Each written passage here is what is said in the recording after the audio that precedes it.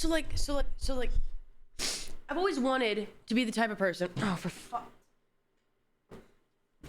I've always wanted to be the type of person who, you know, was like super organized and journaled every day and made fucking smoothies in the morning and all that fun jazz. You know, I want that clean girl aesthetic. You know what I mean? Instead of the chaos that I've got going on. You know. I want to be able to like get normal exercise and just, you know, be like a participating human in the world naturally, you know. But like, no matter how much I could want that, there's nothing that changed my lack of motivation to do that or to do anything positive for myself until until my flight home. How old is that Baja Blast? I definitely bought it before I left. That was not the Baja Blast that I bought myself from Taco Bell last night. That one is still in my cart. That is like a 12-day-old Baja Blast that's sitting on my desk. Yeah. And the bag, the Taco Bell bag, it's right here.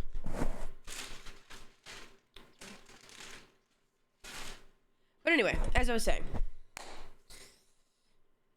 a little something happened while I was on my way home that made me realize that life is too short and anything can happen. And if I want to do anything with my life, then I should just fucking do it. And I'm a bit of a baby, I must say.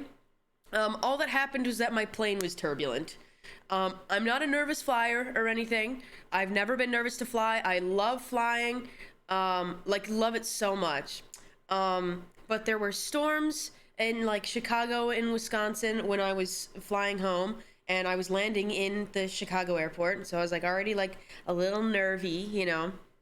And about an hour and a half before the flight landed, it got really turbulent, and it was probably like 4.5 minutes of like it would go from like jolting back and forth and up and down and like feeling like we're falling and then stabilizing and then falling and then stabilizing, and like it didn't seem like anyone was like particularly freaking out, you know. There was like kids screaming but like all the adults were like holding it down, and I was just sitting there. I had paused my movie,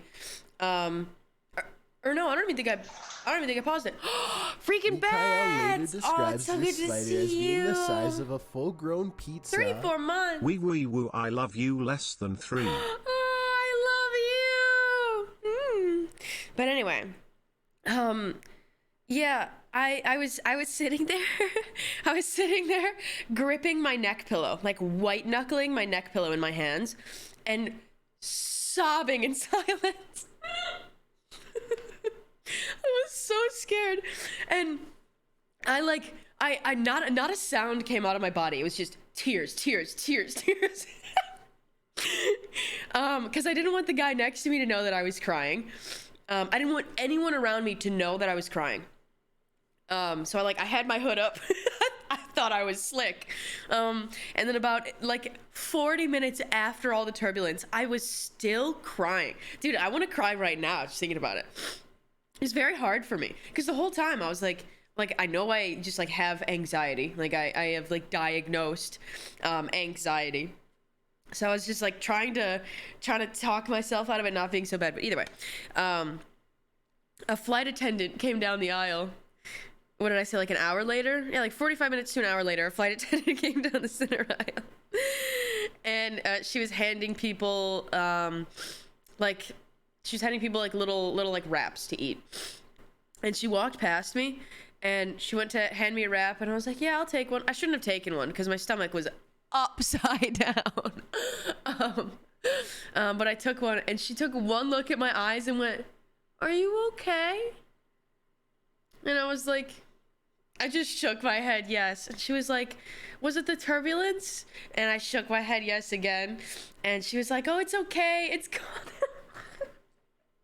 And then like an hour later, like, or not even an hour later, maybe like 30 minutes later, we were landing. Whenever we were landing, the lovely man who was seated next to me, who got the aisle seat, bless his, or not the aisle seat, he got the window seat, bless his soul. I had to sit in the goddamn aisle.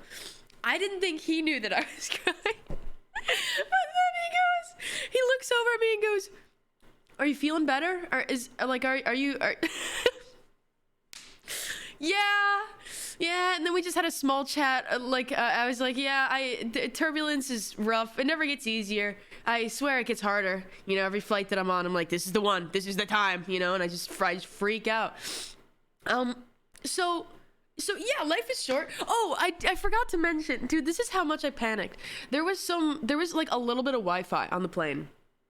And while this turbulence was happening, I was able to send a text message out to my mom and my fiance saying, "Oh, it's a little turbulent right now. Love you." Dude, I thought I was gonna die. Okay.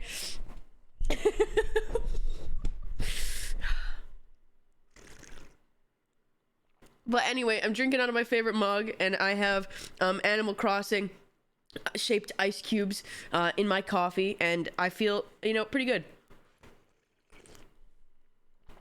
Okay. Epson thought the capybara was real. Leaf-shaped cubes. There's a leaf, an acorn, a money bag, a lighthouse, a tree, and a house. Hi Jupiter, how are you? But anyway, I just sort of have a new enthusiasm now, and I want to start working on the things that I've been intending on changing. Yeah. Cottagecore ice cubes, they're so cute. Anything more than cubes is hubris. I'm miserable. What is... Oh, I thought that, okay, I wasn't sure what was happening on my screen. It just went black and I saw a little symbol in the bottom corner. I thought Epson opened a game with her ass. Okay. How's the trip overall? It was amazing. It was fantastic.